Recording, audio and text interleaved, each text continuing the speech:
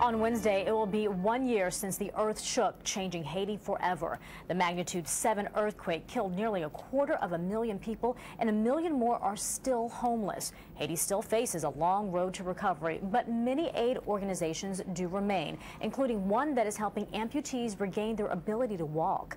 Randall Pinkston has more from Port-au-Prince. It's vivid, painful memories of the moment trapped beneath 2 slabs of concrete. My son said, "Here's my mom under the wall. Let's get her out of here." The earthquake that hit Haiti a year ago left thousands of amputees. Marie Calvert lost her right leg and part of her left foot. Throughout the country, aid organizations responded to the crisis, bringing prosthetic limbs and rehabilitation, vital for people who depend on their arms and legs to survive. If you can't walk in Haiti, you're in big trouble. Can't get water. You can't do anything. Can't get food. You become a burden to your family. Dennis Acton works for a New Hampshire aid organization that helped Marie get a wheelchair, a new leg, and train local Haitians to teach her how to use it. Okay. It's far from perfect, but with her husband's help, she can still wash and cook. In addition to rehabilitation in a nation with scarce resources, Haitian amputees also confront a culture that often rejects people with missing limbs. But the earthquake, which brought so many wrenching changes, may also have brought a change of attitude about amputees. Just about every family had someone who was injured in the family, so that has changed the perception somewhat. Not entirely, but it is improving. And is helping Marie and other Haitians like her to lead productive lives once again. Randall Pinkston, CBS News, Port-au-Prince, Haiti. For more now on the recovery effort, we are joined by Francoise Gruloos-Ackermans. She is UNICEF's representative in Haiti. Francoise, thank you for being with us. Good evening. Thank you for calling. Well, we appreciate your time. Your organization to protect children, it's been almost a year since the earthquake struck. What is life like right now for children affected by the quake?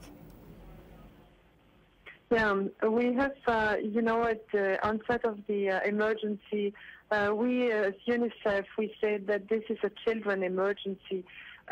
So in a couple of hours, in 2 days, I mean, we will remember that so many children perished. We do not have a clear figure on the quantity of the number of children that perished, but we also know that so many children lost their childhood in this earthquake because the situation was, I mean, just one of the figures that we have, it's an estimation that we know that 38,000 children perished in their schools that collapsed during the earthquake. You will remember that 4,300 schools almost collapsed in Port-au-Prince and in other neighboring cities around the epicenter of the earthquake. So children have been really affected and traumatized by this earthquake. Not only that, though, a cholera outbreak began in the fall. How is the UN handling that problem? So it's true that, we have been able, after the earthquake, I mean, all together, I think we have been able really to make sure that we had no major, and we were very proud of that we had no major outbreaks, that we had no major epidemic or diseases, that we had plans, especially we were thinking also about even a nutritional crisis. We haven't had all these kind of outbreaks.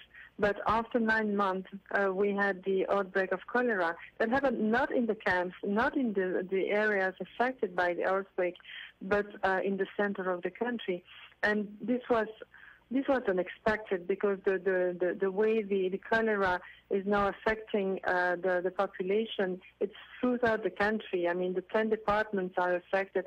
And again, children are really vulnerable in this emergency. We have the estimated figures shows that 59% of the cases that are reported are children under 15. So again, the children have been severely affected by these 2 unprecedented emergencies. Yeah, it seems like it's been one problem after another, and you mentioned a little bit earlier that some 4,000 schools were just turned into rubble. You know, the top UN official in Haiti says most of the rubble in Port-au-Prince will not be cleared for perhaps years. Why is reconstruction taking so long? So, I mean, I can talk about education, for instance, and the schools. It's true that, you know, if we compare an earthquake and a tsunami, for instance, a tsunami will clean the place. But an earthquake, I mean, just gives a lot of rubble all around. And Port-au-Prince is a very crowded city with, I mean, the streets are very small. It's very complicated. And so cleaning the rubble is not an easy thing to do. Of course, we would have wished that the rubble cleaning was quicker. It's not the case. I mean, it's still a fight to have the rubble cleared. And when we talk about education, only for us, I mean, when we with the government and all the partners, we decided to reopen the schools on the 4th of April, I mean, the biggest struggle was to clean the rubble before even putting a tent. But cleaning the rubble is one, but then you clean the rubble and you have neighboring premises around the schools that can collapse also. So it's really difficult. It's a difficult task. It's a daunting task. Or, I mean, I'm talking about schools only, but yes, you are talking about the rest of the infrastructure. I mean, the devastation, the magnitude of the problem was huge. We have to think about that.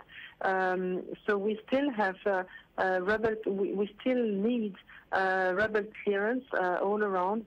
What I have to say is that the Haitians themselves, they are clearing their houses. They are clearing a lot of places all around, sometimes with their own hands.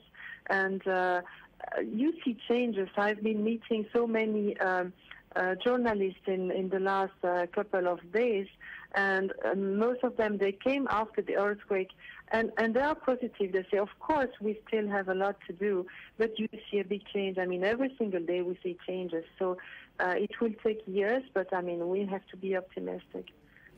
UNICEF's Haiti representative, Francoise Gruloos-Ackermans, we do thank you for your time. Thank you.